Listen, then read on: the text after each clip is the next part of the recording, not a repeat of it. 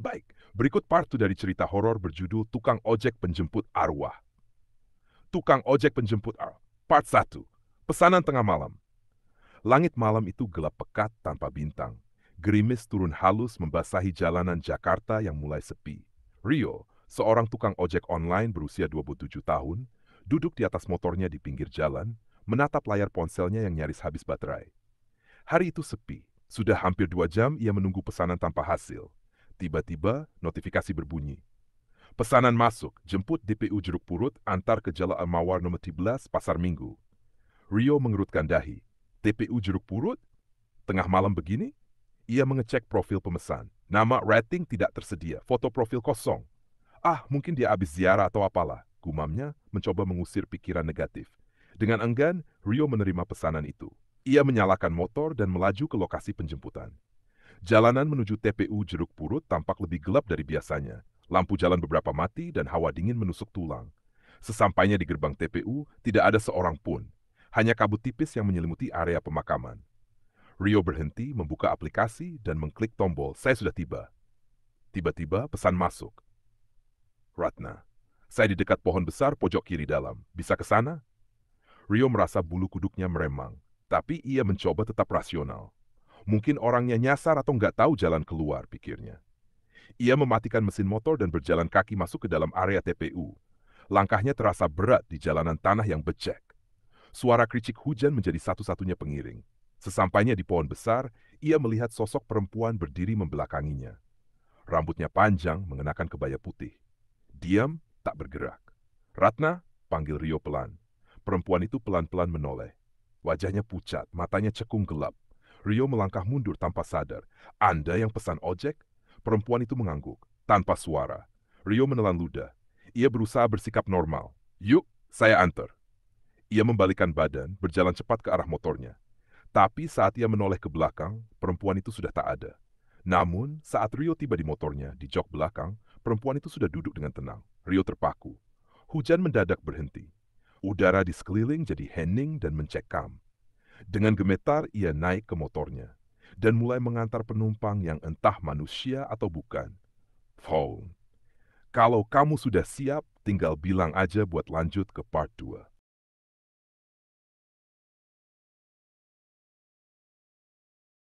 Baik, ini dia part 2 dari cerita horor Tukang Ojek Penjemput Arwah. Tukang ojek penjemput arwah, jalan tanpa ujung. Rio menyalakan motor dengan tangan yang masih gemetar. Penumpangnya duduk diam di belakang, tak bersuara, tak bergerak sedikit pun. Rasanya seperti membawa patung dingin yang hidup. Motor melaju pelan meninggalkan area pemakaman. Jam di dashboard menunjukkan pukul bebecu. Jalanan makin sepi, hanya sesekali terdengar suara anjing menggonggong dari kejauhan. Halo, Mbak Ratna, alamatnya Jalan Mawar nomor 13 kan? Tanya Rio, mencoba memecah keheningan. Tak ada jawaban. Rio menoleh sedikit dan hampir kehilangan kendali. Penumpang itu kini menatap ke arahnya, dengan mata kosong, tanpa ekspresi. Rio buru-buru memalingkan wajah dan fokus ke jalan. Ia mempercepat laju motor. Anehnya, jalan yang ia lewati terasa asing. Padahal pasar Minggu seharusnya bisa ia hafal di luar kepala. Tapi sekarang, jalan itu seperti tak berujung.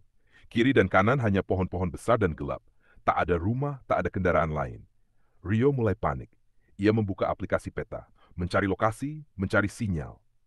Tak ada sinyal. Layar berubah menjadi gelap. Ponselnya mati, baterai habis. Rio menghentikan motornya. Nafasnya mulai tak teratur. Ia menoleh ke belakang. Kosong. Jok belakangnya kosong. Mbak Ratna? Panggilnya lirih. Tak ada jawaban. Tiba-tiba suara napas berat terdengar di telinganya, sangat dekat, seperti ada seseorang di belakang telinganya. Aku belum sampai. Rio melonjak dari motornya dan berbalik. Tapi tak ada siapapun. Ia menyapu pandangannya ke sekeliling, jalanan sepi. Tapi motornya tiba-tiba menyala sendiri. Lampu menyinari jalan yang mulai berubah. Tanah di depannya tak lagi aspal, melainkan jalan setapak yang dipenuhi kabut putih. Dengan ragu, Rio menghampiri motornya. Tiba-tiba di spion kanan, wajah pucat Ratna muncul. Senyum tipis menghiasi bibirnya yang kering. Rio menjerit dan langsung menendang spion itu. Namun, saat menoleh lagi ke jok belakang, Ratna sudah duduk kembali di sana, menatap ke depan, seolah tak terjadi apa-apa. Maju, ucapnya pelan. Sudah dekat. Rio tak tahu harus bagaimana. Tapi kakinya bergerak sendiri, tangan menggenggam stang, dan motor melaju lagi, masuk ke jalan setapak berkabut itu. Langit kini berubah, bintang menghilang, digantikan kabut yang menggulung seperti asap dari dunia lain. Rio sadar, ia tidak sedang berada di dunia yang sama lagi. Kalau kamu siap, langsung bilang aja buat lanjut ke part 3. Cerita ini makin gelap dan dalam. Oke, ini dia part 3 dari cerita horor tukang ojek penjemput arwah. Part 3, rumah yang pernah mati. Motor melaju perlahan di jalan berkabut yang entah mengarah kemana. Rio tak lagi bisa membedakan mana kenyataan dan mana mimpi buruk. Semua terasa asing, dingin, dan sunyi.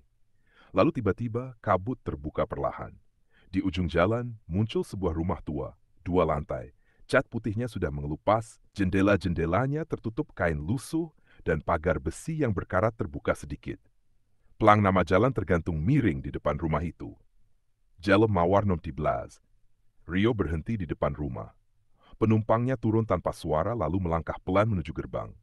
Namun sebelum masuk, Ratna berhenti dan menoleh pada Rio. Untuk pertama kalinya ia berbicara dengan suara yang terdengar seperti 2 suara tumpang tindih, satu lembut, satu berat. Kamu harus ikut. Sudah sejauh ini, kamu tidak bisa pulang begitu saja. Rio melangkah mundur. Maaf, saya cuma tukang ojek. Saya cuma nganter doang. Saya mau pulang. Tapi tubuhnya tak bisa bergerak. Kakinya seperti dipaku ke tanah. Dan motor miliknya mendadak menghilang, seolah ditelan kabut. Gerbang besi itu membuka sendiri, berderit nyaring. Dengan langkah berat, Rio mengikuti Ratna masuk ke dalam. Di dalam rumah, bau apek dan tanah basah memenuhi udara. Dinding-dinding dipenuhi bercak hitam dan foto-foto lama keluarga. Tapi wajah di foto-foto itu semua hapus. Wajah mereka disobek atau tertutup noda hitam. Langkah mereka berhenti di depan sebuah pintu kayu tua. Ratna menatap Rio, kemudian berkata, 3 tahun lalu, aku dibunuh di rumah ini. Aku pesan ojek malam itu, tapi belum sempat naik, dia. Suaranya terputus. Sebuah suara berat menggema dari dalam kamar. Siapa yang datang? Sudah kubilang, jangan ada yang ganggu. Ratna menoleh cepat ke pintu, tangannya gemetar. Dia masih di sini, bisiknya pelan. Pintu itu perlahan terbuka sendiri. Rio menahan napas. Di dalam kamar, ruangan gelap gulita, tapi ada bayangan besar duduk di kursi goyang. Kursi itu bergoyang pelan, berdecit menyayat telinga. Bawa dia ke sini. Suara itu memerintah, berat, penuh amarah. Ratna berjalan mundur. Aku cuma ingin pulang. Bayangan itu bangkit dari kursi. Tubuhnya tinggi dengan wajah gelap tak berbentuk. Tangan-tangannya panjang, kukunya seperti cakar. Ia melangkah keluar kamar. Rio menjerit, mencoba berlari, tapi lantai rumah berubah seperti lumpur, menarik kakinya ke bawah. Tangannya meraih apapun untuk bertahan, dan akhirnya ia menggenggam pergelangan tangan Ratna. Namun Ratna menatapnya dengan wajah yang tak lagi manusia. Kita semua terjebak di sini, Bang.